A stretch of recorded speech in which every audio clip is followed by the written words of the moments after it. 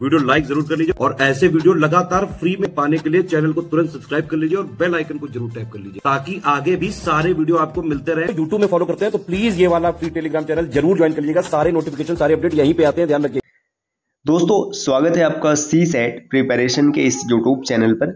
आज की इस वीडियो में हम लोग यूपी पीसीएस प्री 2025 के लिए सी सेट रीजनिंग के एक महत्वपूर्ण क्लास का डिस्कशन करेंगे, जिसमें कि यूपी पीसीएस की अलग अलग परीक्षाओं में पूछे गए रीजनिंग के कुछ बेहतरीन प्रश्नों का डिस्कशन करेंगे। तो क्लास काफ़ी इंपॉर्टेंट होने वाली है आने वाली सभी प्रतियोगी परीक्षाओं के लिए, चाहे यूपी पीसीएस का एग्जाम हो या फिर आरओ का या कोई अन्य एग्जाम हो। तो चलिए दोस्तों शुरू करते हैं आज के इस इंटरेस्टिंग सेशन को।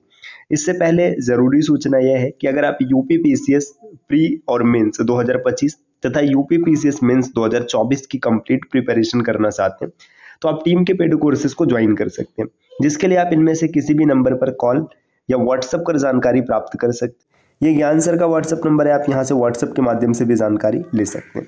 चलिए अब बढ़ते हैं प्रश्नों की ओर। देखिए यहाँ पर प्रश्न संख्या 91 दिया है कि 4 पुरुष ए बी सी और डी हैं और 4 महिलाएं डब्ल्यू एक्स वाई और जेड हैं। एक मेज के चारों तरफ एक दूसरे की ओर मुंह किए बैठे हैं। यदि अब यहाँ पर कुछ कंडीशन दिए जिसके अनुसार आपको बैठाना है। कोई भी 2 पुरुष या महिला साथ साथ नहीं बैठ सकते। देखिए 4 पुरुष और 4 महिलाएं एक मेज पर बैठे एक दूसरे की तरफ फेस किए। अब कोई भी 2 पुरुष और 2 महिला एक साथ नहीं बैठना है, पहला कंडीशन ये हो गया। डब्ल्यू जो है बी के दाहिने तरफ बैठा है। देखिए ये मान लीजिए हम एक मेज बना लेते हैं, यहाँ पर एक मेज बन गया। मेज को थोड़ा बड़ा करते हैं, रुके ये इससे बना लेते हैं। देखिए यहाँ पर मान लीजिए एक मेज हो गया, इस पर 8 लोगों को बैठाना है, 8 लोग बैठेंगे। अब यहाँ पर बोला जा रहा है कि डब्ल्यू जो है बी के दाहिने तरफ बैठा है। अब ये क्या हो रहा है कि सब एक दूसरे की तरफ मुँह किए, अंदर की ओर मुँह किए। मतलब यहाँ पे अगर हम डब्ल्यू को रखेंगे तो इसके दाहिने तरफ कौन बैठेगा? डब्ल्यू जो है बी के दाहिने तरफ बैठा है, तो यहाँ पर बी हो गया और बी के दाहिने तरफ डब्ल्यू हो गया। देखिए ये दाहिने तरफ हो गया। टोटल मतलब यहाँ पे 8 लोगों को बैठाना है, तो 4 लोग कॉर्नर पर रहेंगे, 4 लोग बीच में। यहाँ पर अगला पॉइंट ये देखिए ये हो गया। नेक्स्ट दिया है वाई एक्स के सामने और तथा ए के बाई तरफ बैठा है।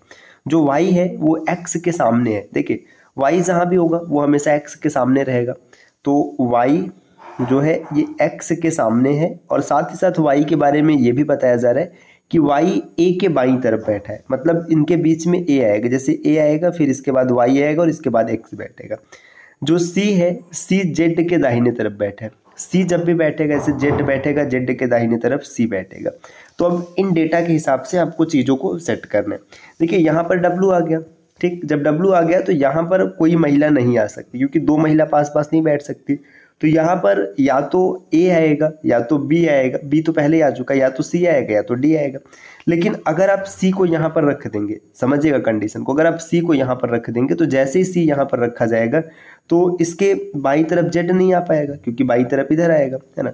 तो अब सी को आप यहाँ पर नहीं फिल कर सकते। जब सी को भी नहीं फिल कर सकते तो यहाँ पर किसको फिल करेंगे? अगर आप ए को फिल करेंगे तो ए जो बचा है, तो ए के बाईं तरफ जो बचेगा, मतलब ये वाई को रखने हैं तो यहाँ पर वाई भी नहीं आ पाएगा। इसका मतलब है यहाँ पर आप डी को बैठा लीजिए, कोई दिक्कत नहीं, डी आराम से हो जाएगा, क्योंकि बाकी और सब कंडीशन सेटिस्फाइड नहीं हो रहा है। तो यहाँ पर जब आपने डी को रख लिया, अब इसके बाद देखिएगा यहाँ पर ए नहीं आ सकता। क्यों ए नहीं आ सकता? क्योंकि यहाँ पर बी आ चुका है। इसका मतलब यहाँ पर जो भी आएगी एक महिला आएगी। अब यहाँ पर हम लोग क्या करते हैं, देखिए यहाँ पर जेड को रख लेते हैं। जैसे ही जेड को अगर रखेंगे तो लेकिन फिर आमने सामने वाला माजरा फंस जाएगा। यहाँ पर एक्स को रख लेते हैं। अगर एक्स को रखेंगे तो एक्स के बाद यहाँ पर वाई आ जाएगा, क्योंकि दोनों आमने सामने है ना। और वाई के दाहिने तरफ जेड है, तो फिर वाई के दाहिने तरफ आप इधर चलिएगा। यहाँ पर माफ कीजिएगा ए है, तो यहाँ पर हमने ए को रख दिया, है ना। इसके बाद और अगर आगे बढ़ेंगे, देखिए यहाँ पर इतनी ये भी कंडीशन सेटिस्फाइड हो गया। जेड और सी का माजरा फंस रहा है। यहाँ पर देखिए सी को रख दीजिएगा और यहाँ पर जेड को रख लीजिए। देखिए पूरा ये फिल हो चुका है, आराम से आपने फिल कर लिया, थोड़ा थोड़ा आपने ध्यान दिया। देखिए कोई भी 2 पुरुष और 2 महिला साथ साथ नहीं बैठे। देखिए ए बी सी डी सब अलग अलग है, साथ साथ नहीं बैठा है, पहला फिल है। डब्ल्यू जो है वाई बी के दाहिनी तरफ बैठा है। देखिए बी के दाहिनी तरफ डब्ल्यू है, ये भी फिल है। एक्स वाई के ठीक सामने है, तो देखिए एक्स और वाई आपस में आमने सामने है। तथा जो वाई है ए के बाईं तरफ बैठा है। देखिए यहाँ पर ए है, ए के बाईं तरफ इधर आ पाएंगे तो ये वाई बैठा है, ये भी सही है। सी जो है जेड की दाहिनी तरफ बैठा है। जेड है, जेड के दाहिनी तरफ सी बैठा है। हर कंडीशन सेटिस्फाइड है, आराम से प्रश्न सेट हो गया। अब इससे जो भी प्रश्न बनेगा आप आराम से बना लेंगे। तो पूछा है कि वे दो कौन है जो डी के दोनों तरफ बैठे। देखिए यहाँ पर डी है, डी के एक तरफ डब्ल्यू है और एक तरफ वाई है। अब देखिएगा यहाँ पर विकल्प ए में दिख रहा है, यही इसका उत्तर बनेगा। तो ये सेटिंग अरेंजमेंट का पजल बेस्ड प्रश्न था, आप आसानी से इसको कर पाएंगे, बस जितने भी पॉइंट्स दिए उनको सही तरीके से सेट करना है। अगला प्रश्न यहाँ पर दिया है, एक निश्चित कूट भाषा में 15,789 को ZTXTZAL के रूप में लिखा जाता है और इसी प्रकार 2346 को ऐसे लिखा जाता है। तो आपको बताना है कि 23,549 को कैसे लिखेंगे। देखिए इसमें कोई विशेष लॉजिक नहीं चल रहा है, लॉजिक ये चल रहा है कि जो अक्षर जिस क्रम पे दिया उसका कोड वही डिजिट है। देखिए यहाँ पे 23 की बात कर रहे हैं तो 23 में आप देखिए सबसे पहले यहाँ पर NP है तो NP लिख लेंगे, ठीक। 5 की बात करेंगे तो 5 यहाँ पे दूसरा है तो यहाँ पर T मिल जाएगा। फिर 4 और 9, 4 के लिए अगर आप देखेंगे तो यहाँ से आपको 4 का कोड यहाँ पे S मिल जाएगा और 9 की बात करेंगे तो 9 का कोड L मिल जाएगा। NPTSL विकल्प B है। प्रश्न संख्या 93 दिया है कि इस आकृति में आपको लुप्त संख्या बताना है।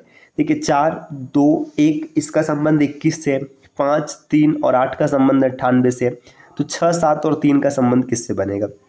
4 का स्क्वायर करिएगा 16 आएगा, 2 का स्क्वायर 4 आएगा और 1 का स्क्वायर 1 आएगा। इन सबको जोड़ दीजिएगा 21 मिलेगा। 5 का स्क्वायर 25 होता है, 3 का स्क्वायर 9 होता है और 8 का स्क्वायर 64 होता है। इन सबको जोड़ेंगे तो 98 मिलेगा। पैटर्न आपको पता चल चुका है। 6 का स्क्वायर 36 बन जाएगा, 7 का स्क्वायर 49 बन जाएगा और 3 का स्क्वायर 9 बन जाएगा। 9, 9, 18 और 6, 24। यूनिट डिजिट 4 दिख रहा है, सिर्फ विकल्प ए में है तो यही इसका उत्तर बन जाएगा। अगला प्रश्न यहाँ पर है कि प्रश्न चिन्ह के स्थान पर कौन सी संख्या आएगी। ये जो क्वेश्चन मार्क है यहाँ पर कौन सा नंबर आएगा आपको ये बताना है। देखिए इसमें कोई विशेष पैटर्न चल रहा है, पैटर्न आप ढूंढ सकते हैं। इसको देखिए 7 से 18 बन गया, 18 से 40 हो गया, इसको आप नहीं बता सकते। और यहाँ पर 172 और 348 पैटर्न आप देखिए कुछ ऐसा चल रहा है। 7 गुणे 2 और प्लस 4, 7 दूना 14 और 4 18, 18 गुणे 2 और प्लस 4, 18 दूना 36 और 4 40। आगे अगर आप देखेंगे 172 के साथ तो 172 गुणे 2 और प्लस 4, 344 और 4 348। तो गुणे 2 और प्लस 4 का पैटर्न चल रहा है। तो 40 गुणे 2 और प्लस 4, 40 दूना 80 और 4 84। विकल्प बी है तो इसका उत्तर हो जाएगा।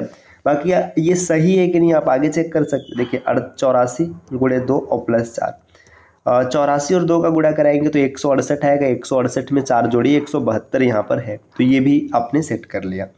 नेक्स्ट अगला प्रश्न यहाँ पर दिया कि यदि जो ए है बी की बहन है और जो सी है ये बी की माँ है, डी सी का पिता है, ई डी की माँ है, तब ए और डी का क्या संबंध है। वन लाइनर प्रश्न है, आप आराम से इसको डायरेक्ट भी ढूंढ सकते हैं या फिर आप फैमिली ट्री बना लीजिए।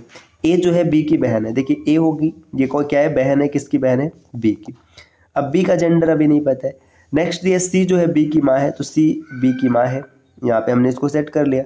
आगे बोला जा रहा है जो डी है ये सी का पिता है, तो डी को यहाँ रख लेते, डी इसका पिता है, ये हो जाएगा।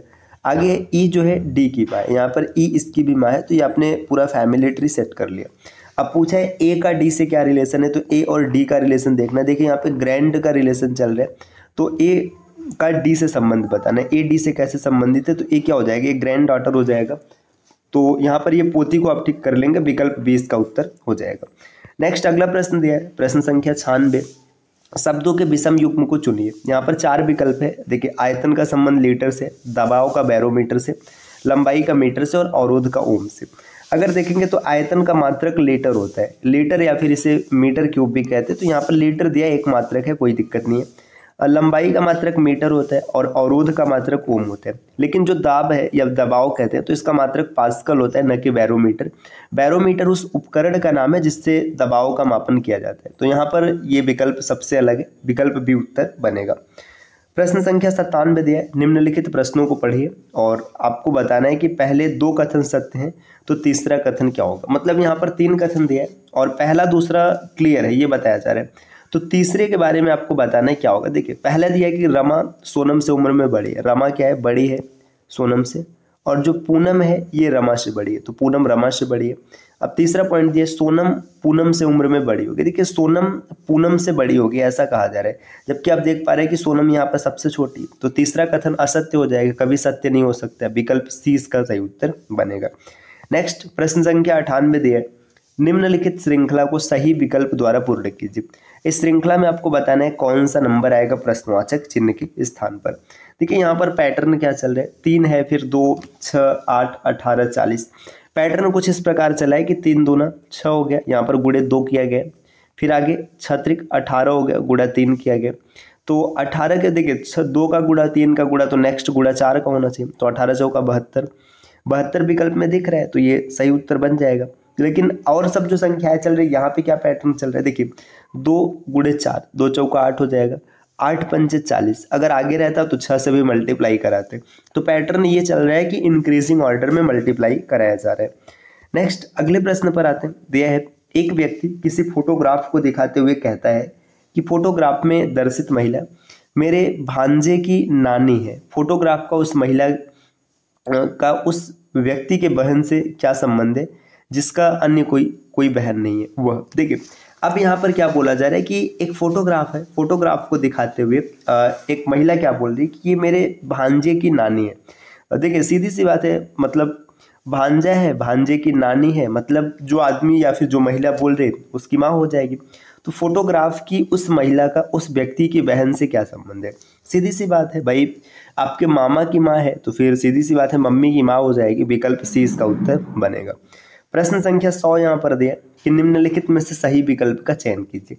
ये जीएस आधारित प्रश्न है जिसको रीजनिंग में रखा गया। तो महासागर एक तरीके से प्रशांत महासागर है, तो प्रशांत महासागर है, तो आपको बताना है कि द्वीप क्या हो जाएगा। देखिए ग्रीनलैंड, आयरलैंड, नीदरलैंड, बोर्नियो। तो आपने बोर्नियो द्वीप कई बार सुना होगा, तो विकल्प डी इस प्रश्न का उत्तर हो जाएगा। तो साथियों ये आज के क्लास के 10 प्रश्न रहे जिनका डिस्कशन हम लोगों ने किया है। ये सीरीज यूपीपीसीएस प्री 2025 हो गया या फिर आरओ का री एग्जाम हो गया, जितनी भी प्रतियोगी परीक्षाएं हैं जहाँ पर रीजनिंग से प्रश्न आते हैं सबके लिए समान रूप से उपयोगी है। आप किसी भी एग्जाम की प्रिपरेशन कर रहे हैं, यहाँ से प्रश्न बनने की प्रबल संभावना है। तो इस प्रकार के वीडियोस लगातार आपको मिलते रहेंगे, बस इसके लिए आपको चैनल को सब्सक्राइब करना है।